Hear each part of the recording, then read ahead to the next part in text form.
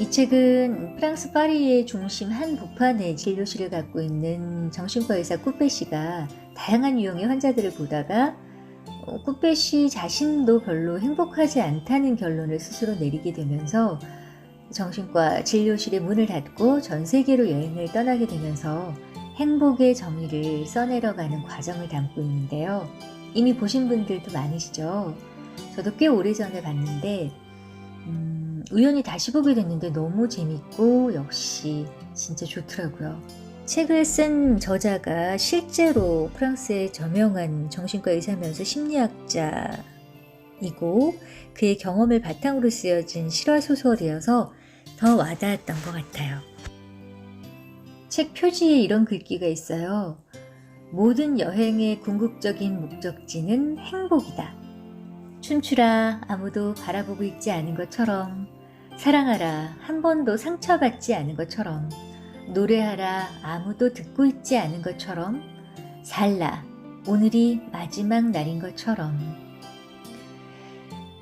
이렇게 살고 계신가요? 좋은 방향성을 가지고 나도 이렇게 살고 싶다는 생각을 해봅니다. 많은 돈과 많은 힘을 들이지 않아도 세계여행을 할 수 있고 행복에 대한 깨달음을 얻게 해주는 이 책을 지금부터 함께 펼쳐볼까요? 어디서 왔는가를 알기 위해 멀리 떠나다. 꾸페는 환자들에게 자신이 곧 여행을 떠날 것이라고 알렸다. 그 소식을 듣자 깊은 마음의 병을 앓고 있던 어떤 환자는 꾸페에게 말했다. 잘 생각했어요, 의사 선생님. 좀 쉬어야 해요. 특히나 정신과 의사들은 가끔씩 쉴 필요가 있어요. 하지만 꾸페가 휴가를 떠나는 것을 불안하게 여기는 환자들은 말했다. 그래요? 이제 몇 주일 동안 당신을 볼 수 없겠군요. 이렇게 말하는 사람들은 대부분 많은 걸 소유하고 있으면서도 곧잘 불행해하는, 꾸페로서는 도저히 행복하게 해줄 수가 없는, 그리고 꾸페를 너무도 피곤하게 하는 사람들이었다. 꾸페에게는 클라라라는 이름의 여자친구가 있었다. 꾸페는 그녀에게도 여행을 떠날 것이라고 알렸다. 그리고는 혹시 함께 떠나고 싶지 않느냐고 물었다. 클라라가 다정다감하지는 않지만 꾸페는 그녀를 좋아했고 그럼에도 불구하고 두 사람은 함께 여행한 적이 많지 않았다. 꾸페와 클라라는 서로를 좋아했지만 둘이서 함께 무언가를 한다는 게 힘이 들었다. 예를 들어 결혼이나 아이를 갖는 문제에 있어서도 클라라는 때때로 그렇게 하고 싶어 한 반면에 꾸페는 그 두 가지를 한꺼번에 하고 싶어 한 적이 한 번도 없었다.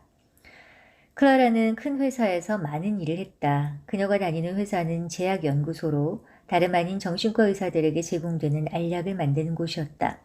그녀는 자신의 회사에서 발명한 놀라운 신약, 특히 기적적인 효능을 지닌 최신 의약을 의사들에게 소개하기 위해 마련한 세미나에서 꾸페를 처음 만났다.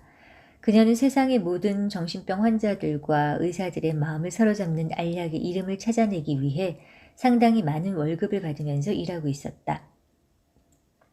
또 그녀가 하는 일에는 그 회사에서 만든 알약이 다른 곳에서 만든 알약들에 비해 월등히 좋다는 것을 의사들에게 믿게 만드는 일도 포함되어 있었다. 클라라는 아직 젊었지만 삶에서 많은 성공을 거두었다. 그 증거로 꾸페가 그녀의 사무실로 전화를 할 때마다 그녀와 통화를 하는 것이 무척 어려웠다. 그녀는 언제나 회의 중이었기 때문이다. 그리고 주말을 이용해 함께 여행을 떠날 때마다 그녀는 월요일까지 끝내야만 하는 일들 때문에 그곳까지 자신의 노트북 컴퓨터를 가져왔다. 심지어 그가 혼자 산책을 하거나 옆에서 잘 때에도 클라라는 일을 했다. 꾸페가 함께 여행을 떠나자고 제의하자 클라라는 그렇게 갑자기 여행을 떠날 수는 없다고 대답했다. 이유인즉 그녀의 회사에서 최근에 발명한 새로운 약, 다시 말해 세계 창조 이후에 만들어진 모든 약들 중에 가장 효능 좋은 약의 이름을 짓기 위해 회의에 참석해야 하기 때문이었다. 그런 그녀를 이해했기 때문에 꾸페는 아무 말도 하지 않았다. 그럼에도 불구하고 기분은 조금 좋지 않았다. 약품의 이름 따위를 짓기 위한 회의보다 사랑하는 사람과 함께 떠나는 것이 더 중요한 게 아닌가 하고 그는 생각했다. 그러나 다른 사람의 관점을 이해해야만 하는 정신과 의사라는 직업에 익숙해져 있었기 때문에 그는 클라라에게 단지 이렇게 이야기했다. 그래, 알았어. 충분히 이해해.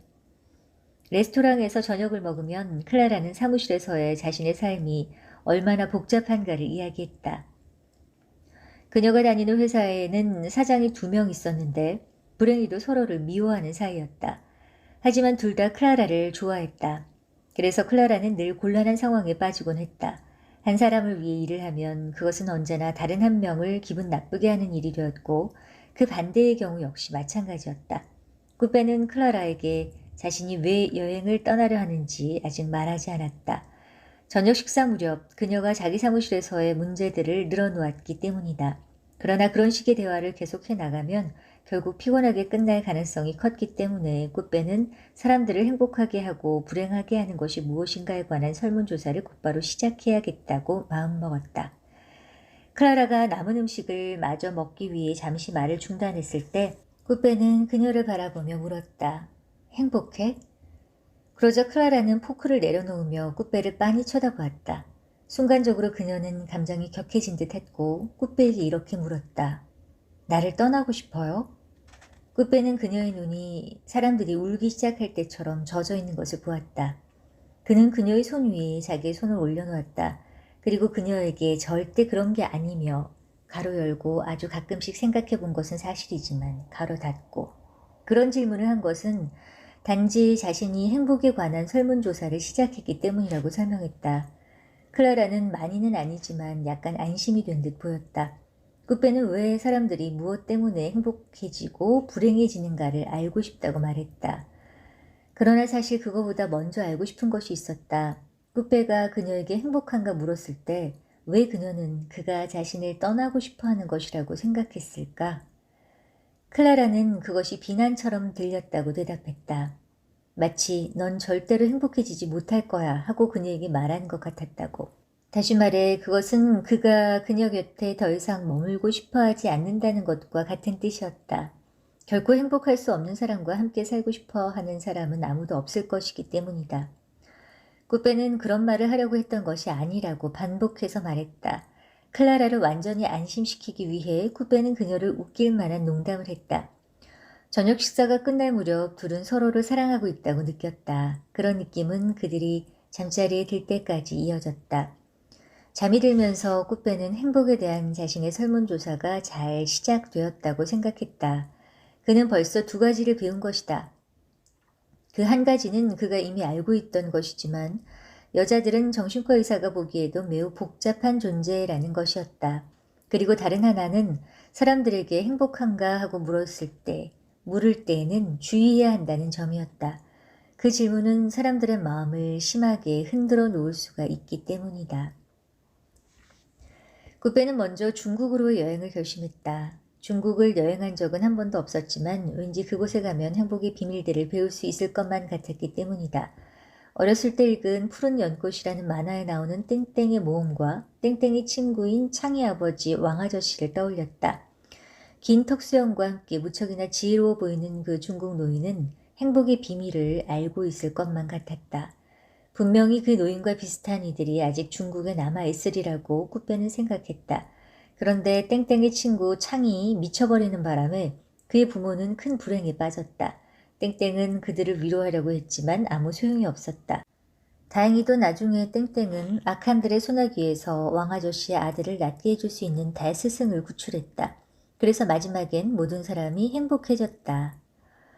어린 시절 이 감동적인 모험을 읽으면서 꾸빼는 아마 처음으로 정신과 의사가 되기로 마음먹었는지 모른다.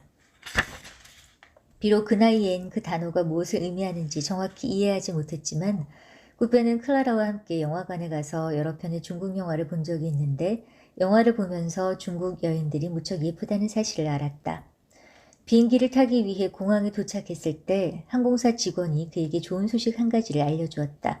항공사 측에서 꾸빼가 여행하기로 되어 있는 곳까지의 탑승객이 예상 외로 너무 많기 때문에 더 많은 돈을 지불해야만 하는 비행기의 다른 칸에 그의 좌석 하나를 마련해 준 것이다. 그 특별한 칸은 마치 사업 때문에 여행을 떠나는 사람이 아니면 이용할 수 없기라도 하는 것처럼 비즈니스 클래스라는 이름이 붙어 있었다. 그곳에는 안락한 의자와 샴페인 그리고 작은 개인 전용 텔레비전이 마련되어 있었다. 꾸빼는 그 비즈니스 클래스 안에서 자신이 매우 행복해하고 있음을 느꼈다. 의자는 더할 나위 없이 편안하고 여자 승무원들은 미소 지으며 그에게 샴페인을 따라주었다. 꾸빼는 여자 승무원들이 다른 어느 때보다 그에게 더 많이 미소를 짓는다는 것을 발견했다. 어쩌면 그것은 방금 마신 샴페인 때문이었는지도 모른다. 비행기가 하늘 속으로 점점 더 높이 날아가는 동안 꾸페는 행복에 대해 생각했다. 왜 이곳에 있는 것이 이토록 행복한 것일까? 물론 그 비즈니스 클래스에서 그는 편안하게 몸을 뻗을 수 있었고 공짜로 샴페인을 마실 수 있었으며 긴장도 풀 수 있었다.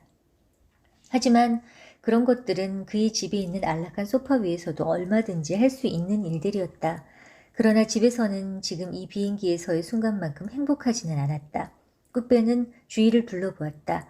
두세 사람이 역시 미소 지으며 그들 주위를 둘러보고 있었다.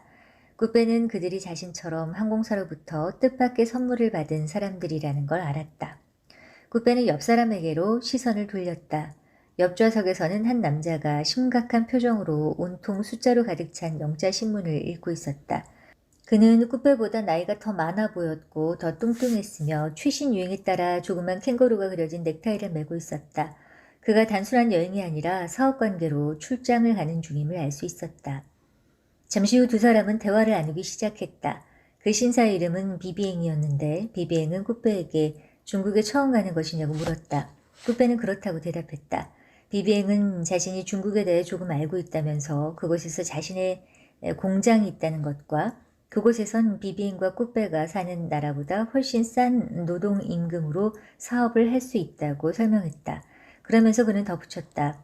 우리나라에서보다 돈이 덜 들지만 품질은 똑같죠. 비비행의 공장에서는 장난감과 전자게임기 등 아이들을 위한 모든 것을 생산하고 있었다. 비비행은 결혼을 해서 세 아이를 두고 있었다. 그의 아이들은 장난감을 만드는 아버지 덕분에 언제나 많은 장난감을 갖고 놀았다. 꾸페는 경제에 대해서는 문외한이었지만 비비행에게 그 모든 제품이 중국인들에 의해 만들어진다는 것이 유감스럽지는 않은지 그것이 결과적으로 자기 나라 사람들의 일자리를 빼앗는 것은 아닌지 물었다. 비비행이 대답했다. 어떤 점에서는 그럴 수도 있겠죠. 그러나 만일 자기 나라 노동자들이 일을 한다면 장난감들의 가격은 세계 어느 나라보다 훨씬 더 비싸질 테고 그러면 아무도 그의 장난감을 사지 않을 것이며 그래서 그것은 시도해 볼 필요조차 없는 일이라고 비비행은 잘라 말했다. 그는 결론을 내리듯이 말했다. 이게 바로 세계화란 거죠. 비비행은 역사적으로 볼 때도 그것이 좋은 일이며 얼마 안가 중국인들도 부를 축적하게 되어 자신들의 아이를 위해 장난감을 살 수 있을 것이라고 덧붙였다. 꾸페는 자신이 정신과 의사가 되기로 결정한 것이 옳은 판단이었다는 생각이 들었다. 왜냐하면 중국에 아무리 좋은 정신과 의사가 있다고 할지라도 사람들이 자신의 문제를 상담하기 위해 중국으로 가지는 않을 것이기 때문이다. 꾸페는 비비행에게 특별히 중국인들과 자신들이 다른 점이 있는가를 물었다. 비비행은 곰곰이 생각하더니 대답했다. 근본적인 것들에 있어서는 별로 다를 게 없다고. 대도시 사람들과 시골 사람들은 차이가 있지만 그것은 세계의 어느 나라나 마찬가지라고. 비비행은 창의 아버지와 같은 사람을 그곳에서 찾을 수 있는 기회는 많지 않았다고 말했다. 중국도 푸른 연꽃 시대 이후 많이 변했기 때문이라는 것이었다. 대화를 시작했을 때부터 꾸페는 비비행에게 행복한가 묻고 싶었지만 클라라의 반응을 기억하고 있었기 때문에 이번에는 조심을 했다. 꾸페는 너무나 편안한 여자군요 하고 말하면서 화제를 바꾸었다. 그렇게 시작하면 비비행은 아마도 비즈니스 클래스 여행이 참으로 만족스럽다고 말할 것이고 그러면 자연히 행복에 대해 이야기할 수 있으리라 생각했다. 그런데 비비행이 투덜거리는 것이었다. 이 의자는 퍼스트 클래스보다 훨씬 덜 눕혀지는걸요. 꾸페는 비비행이 줄곧 비즈니스 클래스로 여행을 해오다가 어느 날 한 단계를 높여서 퍼스트 클래스에 탑승했을 것이고 그래서 그 이후로 계속 그것을 기억하는 것임을 알 수 있었다. 꾸페는 깊은 생각에 잠겼다. 비비행과 꾸페는 지금 완전히 똑같은 의자에 앉아 있었다. 그리고 완전히 똑같은 샴페인을 마시고 있었다. 그러나 둘이 느끼는 감정은 확연히 달랐다. 꾸페는 이 모든 것들에 행복해했다. 비비행과는 달리 이런 것들에 익숙해 있지 않았기 때문이다. 비비행과의 또 다른 차이점이 있다면 비비행은 비즈니스 클래스로 여행을 하는 것을 알고 기다렸던 반면 꾸페에게는 이 비즈니스 클래스 여행이 뜻밖의 선물이라는 것이었다. 그것은 여행이 가져다준 첫 번째 작은 행복이었지만 비비행을 보면서 꾸페는 갑자기 걱정이 되기 시작했다. 만일 다음번 여행에서 이코노미 클래스를 타게 된다면 오늘 비비행이 1등석에 타지 못한 것을 불만스러워하듯이 비즈니스 클래스에 타지 못한 것을 불만스러워하지 않을까? 이것은 꾸빼가 여행에서 발견한 첫 번째 배움이었다. 그는 이번 여행을 위해 특별히 준비한 작은 수첩을 꺼내 다음과 같이 적었다. 배움 1. 행복의 첫 번째 비밀은 자신을 다른 사람과 비교하지 않는 것이다. 샴페인을 한 모금 더 마신 뒤 꾸빼는 다시 이렇게 적었다. 행복 2. 행복은 때때로 뜻밖의 찾아온다.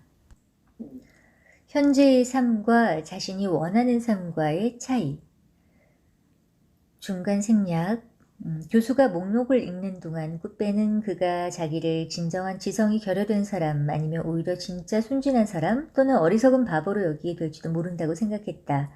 그래서 좀 떨리긴 했지만 죽음을 가까스로 모면했을 때 떠올리고는 그렇죠, 그렇죠 라고 말하는 교수 앞에서 두려움을 가질 필요가 없다고 스스로 다짐했다. 교수는 진지하게 꾸빼의 목록을 읽었다. 꾸빼는 전날 저녁에 원본을 다시 깨끗하게 베껴 적었다. 배움 1. 행복의 첫 번째 비밀은 자신을 다른 사람과 비교하지 않는 것이다. 배움 2. 행복은 때때로 뜻밖의 찾아온다. 배움 3. 많은 사람들은 자신의 행복이 오직 미래에만 있다고 생각한다. 배움 4. 많은 사람들은 더 큰 부자가 되고 더 중요한 사람이 되는 것이 행복이라고 생각한다. 배움 5.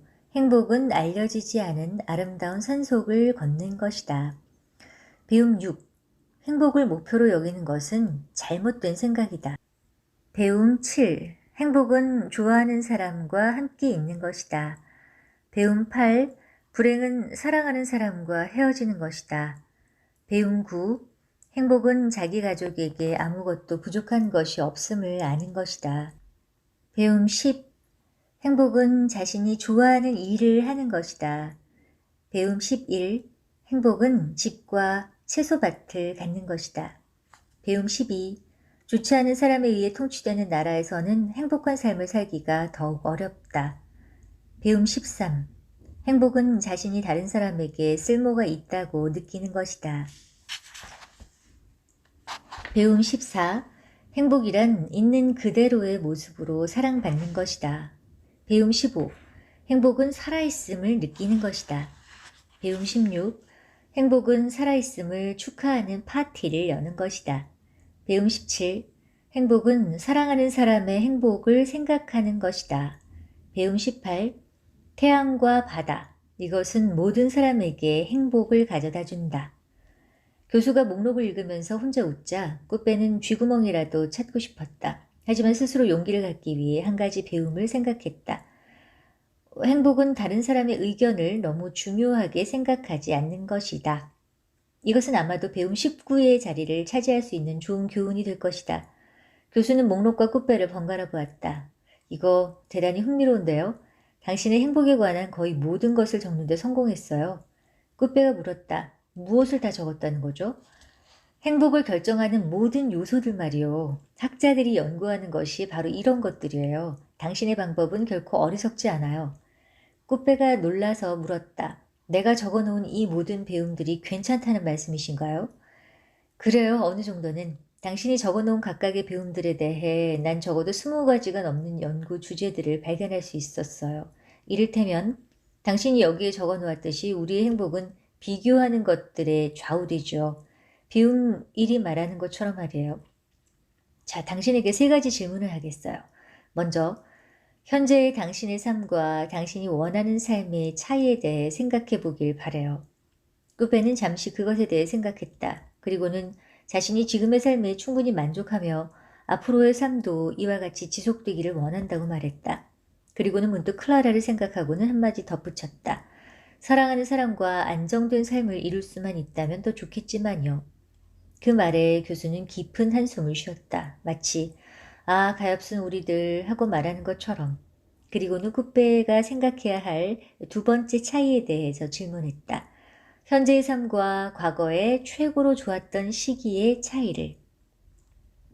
꾸빼는 젊었을 때의 좋은 추억을 갖고는 있지만 그가 느끼기엔 지금의 삶이 더 흥미롭다고 말했다. 문득 아네스가 한 말이 떠올랐다. 그녀 역시 지금은 자신이 과거의 자신에 비해 더 행복하다고 말했다. 비행기에서 만난 비비행은 약간 반대 입장이었다. 그는 퍼스트 클래스로 여행한 적이 있었으며 비즈니스 클래스가 그것만 못하다고 불평했다. 교수가 말했다. 세 번째 질문, 세 번째 차이. 이번에는 다른 사람들이 갖고 있는 것과 당신이 갖고 있는 것들의 차이에 대해서 생각해 보세요. 꾸베는 이 질문에 깊은 흥미를 느꼈다. 그가 사는 나라의 가난한 사람들은 전 세계 다른 나라의 사람들에 비해 상대적으로 더 부자였다. 하지만 그런 사실이 그들을 행복하게 하진 않았다. 왜냐하면 같은 나라에 사는 그들보다 더 부자인 사람들이 화려하고 고급스러운 생활을 하는 것을 늘 보고 있기 때문이었다. 게다가 텔레비전 광고가 늘 그런 빈부 차이를 떠올리게 만들었다. 많이 갖지 못하는 것, 다른 사람들보다 덜 갖는 것, 그것은 마치 반에서 꼴찌를 하는 것과 비슷한 느낌을 주고 그 느낌들이 그들을 불행하게 만들었다. 가장 많은 것을 가진 나라의 가난한 사람들이 바닷가를 좋아하는 이유가 거기에 있었다. 바닷가에서는 거의 벌거벗고 있기 때문에 모든 사람이 다 똑같다. 이것은 다른 나라의 경우도 마찬가지다. 반대로 부자인 사람들은 자신들이 다른 사람들보다 많이 갖고 있다는 것을 보여주고 싶어 했다. 가장 대표적인 예가 별로 쓸모도 없는 아주 비싼 고급 승용차를 타고 다니는 것이다. 그러나 꾸빼는 남과 비교 때문에 고통받지는 않았다. 우선 그는 자신이 원하는 대부분의 것들을 갖고 있는 사람들 편에 속하기 때문이었다. 고등학교 시절 그는 여자들과 잘 사귀는 친구들이나 체육 시간에 자신보다 운동을 더 잘하는 아이들과 자기를 비교했다. 그것 때문에 그는 가끔씩 기분이 상하곤 했다. 그 이후로 꾸페 자신도 여자들과 조금 사귈 수 있게 되고 체육 시간에도 운동을 제법 할 줄 알게 되었기 때문에 그런 열등감은 곧 사라졌다. 어쨌든 그 모든 것은 정신과 의사가 되고 나서는 그다지 중요한 것이 못 되었다. 동시에 그는 다른 사람들과 자신을 그렇게 많이는 비교하지 않게 되었다. 자신보다 더 부자이거나 더 유명한 사람들을 알고 있었지만 그들이 자기보다 더 행복하다는 느낌은 들지 않았다. 그 증거로 그들 중 어떤 이들은 자신의 삶을 한탄하러 그를 찾아오기도 했다. 심지어 자살을 시도한 사람도 있었다. 그래서 꾸빼는 부자가 되거나 유명한 사람이 되는 것에는 개의치 않게 되었다. 반면에 그의 친구 뱅상은 자기보다 더 부자인 사람들과 자신을 자주 비교했다. 하지만 그건 사업가들에게선 흔한 일이었다. 그들은 항상 경쟁을 해야 하기 때문이었다. 교수가 말했다. 좋아요. 내가 판단하기에 당신은 행복한 것이 틀림없어요. 그렇죠. 그렇죠? 이 세 가지 차이의 평균을 내는 법을 밝혀낸 동료 학자가 있는데 자신이 갖고 있는 것과 갖기를 원하는 것들의 차이, 현재 갖고 있는 것과 과거에 갖고 있었던 최고의 것의 차이, 자신이 갖고 있는 것과 다른 사람이 갖고 있는 것의 차이, 이 차이들의 평균이 행복과 많은 관계가 있어요. 하지만 어떻게 행복을 측정하죠? 교수가 말했다. 하하, 좋은 질문입니다. 그리고 나서 그 학자는 머리카락 뭉치가 펄럭이는 흥분한 상태로 자신의 사무실 안을 왔다 갔다 하기 시작했다. 아닐스는 이 교수의 전문 분야가 바로 행복을 측정하는 것이라고 말했다. 그래서 꾸빼는 무척 기대가 되었다. 만일 행복을 측정하는 법을 배울 수만 있다면 이번 여행은 실로 의미 있는 여행이라고 스스로 자부할 수 있을 것이다. 이후 꾸빼가 교수에게 물었다. 내 환자들 중에는 돈이나 건강에 대한 걱정도 없고 가정도 갖고 있으며 좋은 직업도 갖고 있지만 무척 불행해하는 사람들이 있습니다. 그들은 미래에 대해 불안해하고 자기 자신에게 만족하지 못하고 자신이 처한 상황에 불리한 점만을 봅니다. 조금 전에 당신이 예로 들어준 행복을 결정하는 요소들 속에는 한 가지 부족한 게 있어요. 사물을 바라보는 방식이죠. 간단히 말하면 반이 채워져 있는 병을 보는 사람과 반이 비워져 있는 병을 보는 사람의 행복의 차이가 있다는 겁니다. 교수가 말했다. 아, 정신과 의사의 좋은 질문. 당신이 옳아요. 아주 중요한 점이죠. 그는 행복의 전문가들 사이에 중요한 논쟁이 있어 왔다고 말했다. 학자들 중에는 꾸빼의 목록에도 있듯이 삶이 기분 좋은 일들로 가득할 때 찾아오는 감정이 곧 행복이라고 여기는 사람들도 있었다. 하지만 또 다른 학자들은 그것에 동의하지 않았다. 그들은 행복이 사물을 바라보는 관점에 달려있다고 생각했다. 반이 차 있는 병과 반이 비어있는 병의 이야기처럼. 교수가 말을 이었다. 후자의 의견을 지지하는 학자들은 행복에는 일정한 수준이 있다고 말합니다. 그것은 혈압이나 체중과 같은 것이죠. 물론 상황에 따라 약간씩 변하기도 합니다. 하지만 언제나 각자 사람들에게 맞는 기본 수준으로 다시 돌아온다는 겁니다. 학자들은 큰 성공을 한 사람이나 대단히 불행한 사건을 겪은 사람들 둘 다를 연구했는데 몇 달 뒤 그들의 기분이 거의 전과 같은 수준으로 되돌아와 있는 걸 볼 수 있었어요. 꾸빼가 물었다. 그것에 대해 당신은 어떻게 생각하죠? 교수가 대답했다. 두 가지 다 약간씩 동의합니다. 우리는 여러 상황들에 좌우되긴 하지만 다른 사람들보다 행복을 더 많이 타고난 사람들이 있긴 하죠. 꾸빼는 불치병에 걸려 고통받으면서도 남동생들이 전쟁터에 나가 죽지 않은 것을 생각하며 행복해하던 자밀라가 생각났다. 꾸빼는 수첩을 꺼내 더없이 중요해 보이는 배움 한 가지를 적었다. 배움 20. 행복은 사물을 바라보는 방식에 달려있다. 교수는 힘차게 자신의 닭고기를 뜯었다. 조금 전부터 꾸빼는 교수가 무척 기분이 좋아진 것을 눈치챘다. 갑자기 꾸빼가 조금 다른 질문을 했다. 인간이 좋은 기분을 계속 유지하려는 성향은 어디서 나오는 걸까요? 여기서 교수는 다시금 쌍둥이와 젊은 여성들에 대한 자신의 연구를 설명하기 시작했다. 다행히 그곳엔 칠판이 없었고 따라서 복잡한 계산을 동원해서 설명하는 것이 불가능했다. 그의 말을 간추리면 행복을 타고난다는 건 계산을 잘하거나 운동을 잘하는 것과 약간 비슷했다. 이것은 탄생 시 뇌가 어떻게 만들어졌는가에 달려있고 또 부모나 어른들이 어렸을 때 그를 어떻게 보살폈는가에도 달려있다. 물론 개인의 노력과 성장 후 갖는 만남들에 따라서 달라지기도 한다. 교수가 말했다. 선천적이든 유전적이든 후천적이든 교육적이든 그건 언제나 부모의 책임이지. 그가 큰 소리로 웃으며 말하자 주위 사람들이 돌아보았다. 모두가 미소를 지었다. 다들 그 교수에 대해 잘 알고 있는 듯 했다. 이때 흰색 가운 차림이 아니라 예쁜 꽃무늬의 파란 원피스로 갈아입은 자스민이 오고 있었다. 그녀는 그녀에게서 시선을 떼지 않는 한 잘생긴 남자와 이야기를 하고 있었고 둘은 함께 자리에 앉았다. 교수가 말하는 것을 멈췄다. 꾸빼는 그가 점점 기분이 나빠져가는 것을 보았다. 그는 화기애애한 분위기에서 점심을 먹기 시작하는 자스민과 그 남자를 째려보았다. 그리고는 얼굴이 종이장같이 창백해졌다. 그는 입속에서 중얼거리듯 말했다. 치사한 루퍼트 놈. 그는 몹시 불행하고 화가 난 듯 보였다. 꾸빼는 이 상황을 진정시키는 것은 무슨 얘기든 대화를 하는 것이라는 걸 잘 알고 있었다. 그래서 교수에게 왜 루퍼트가 치사한지를 물었다. 교수가 대답했다. 저자는 내게서 연구기금을 도둑질해 갔을 뿐만 아니라 자스민주의를 맴돌곤 했어요. 루퍼트 역시 심리학 교수로 남자의 뇌와 여자의 뇌의 차이에 관한 전문가라는 것이었다. 루퍼트는 자스민의 기계로 많은 실험을 했으며 그것을 핑계로 하루가 멀다 하고 그녀를 만났다. 교수가 분개하며 말했다. 남성과 여성의 차이점에 대해 떠드는 것이 요즘 유행인데 덕분에 루퍼트 놈은 여성들을 위한 방송에 많이 출연했소. 학장은 학교 이름을 알리는 좋은 계기라면 마음에 들어 했고 그래서 루퍼트 놈에게 가장 많은 연구기금을 주었던 거요. 교수는 한숨을 쉬면서 서로 미소 지으며 얘기를 나누고 있는 자스민과 루퍼트를 쳐다보았다. 꾸빼는 한 가지 배움을 머릿속에 적어놨다가 나중에 수첩에 옮겨 적었다. 배움 21. 행복의 가장 큰 적은 경쟁심이다. 인간은 언제나 서로를 공격하고 가끔은 전쟁을 하기도 한다. 이것이 바로 경쟁의 역사다. 인간은 다른 사람과 똑같이 되기를 바라거나 아니면 우두머리가 되고 싶어 한다. 다행히 이때 아네스가 그곳에 도착해 분위기가 약간 전환되었다.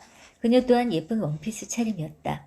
귀여운 모습에 얼굴 가득 미소를 지으며 도착한 그녀를 보면서 꾸빼는 만일 젊었을 때 그녀와 결혼했다면 오늘 더 많이 행복했을지도 모른다고 생각했다.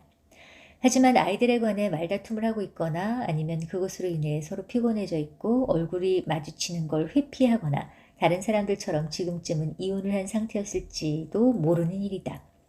아네스가 그들 자리에 함께 앉으며 말했다. 그런데 꾸빼의 뇌는 정상인가요? 꾸빼가 대답했다. 정신과의사로서는 정상이지. 그 말에 아네스는 웃음을 터뜨렸지만 루퍼트와 자스민을 더 이상 쳐다보지 않으려고 애쓰는 교수를 웃게 만들지 못했다.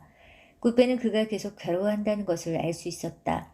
아네스는 눈치가 빨랐기 때문에 상황을 금세 알아챘다.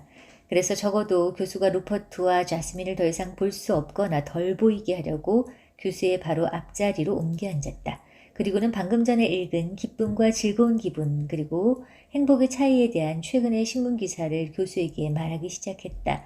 그러자 교수는 금방 활기를 되찾았고 이전의 좋은 기분으로 되돌아왔다. 꾸백에서 오징어 조각을 받은 다람쥐는 멀찌감치 서 그것을 조금씩 갉아먹었다. 다람쥐들의 미소를 해독할 줄 몰랐지만 다람쥐가 꽤 만족해하고 있다는 걸 느낄 수 있었다. 교수를 유쾌한 기분으로 돌아오게 한 아네스를 바라보면서 꾸페는 남동생들의 행복을 기원하던 자밀라와 가족들에게 돈을 붙이던 잉리를 생각했다. 그리고 메모를 했다. 배움 22. 여성은 남성보다 다른 사람의 행복에 대해 더 배려할 줄 안다. 루퍼트가 남성과 여성의 이 차이점을 이미 발견했는지는 모르겠지만 어쨌든 쿠페는 그 차이를 확인하기 위해 자스민의 기계가 필요하진 않았다. 그런데 이것이 혹시 다음과 같은 배움에 이르게 하진 않을까? 배움 23. 행복은 다른 사람의 행복에 관심을 갖는 것이다. 에뜨 부공땅, 당신은 행복한가? 여행을 끝나고 자신의 나라로 돌아온 꾸페는 자신의 직업인 정신과 의사 일을 다시 시작했다. 여행은 그의 일하는 방식에 적지 않은 변화를 가져왔다. 그는 언제나 필요로 하는 사람들에게 치료약을 주고 심리요법을 통해 고통으로부터 벗어나려는 사람을 도와주려고 노력해왔었다. 그것은 여행에 돌아와서도 마찬가지였다. 하지만 지금은 그 심리요법에 한 가지 새로운 방법을 추가했다. 예를 들어 옷을 잘 차려입고 매사에 학교에 못된 사감처럼 혹독한 인상을 주는 부인이 아무도 자기를 좋아하지 않는다고 투덜댈 때 쿠페는 구걸하면서도 언제나 웃음을 잃지 않는 어린아이들의 이야기로 진료를 시작했다. 그리고 그녀의 의견을 물었다. 왜 아이들은 언제나 웃음을 잃지 않을까요? 물론 정답은 사람들이 웃는 아이에게 더 다정하기 때문이다. 한 번도 큰 병을 앓지는 않았지만 언제나 자신의 건강에 대해 근심하는 심사에겐 자신이 곧 죽음을 맞이할 거라는 걸 알고 있던 비행기에서 만난 자밀라의 이야기를 들려주었다. 그리고 그에 대한 의견을 물었다.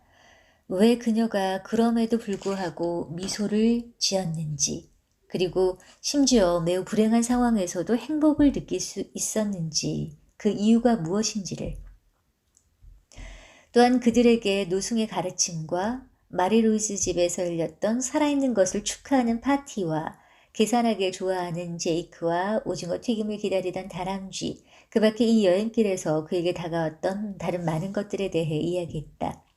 하지만 언제나 이야기의 결론을 말하지 않은 채 그들 스스로 그것을 찾게 했다. 그래서 꾸페를 만나면 사람들은 깊이 생각하게 되었고 어떤 사람은 다음에 다시 찾아와서 자기가 어떤 중요한 진리를 깨달았다고 말하기도 했다.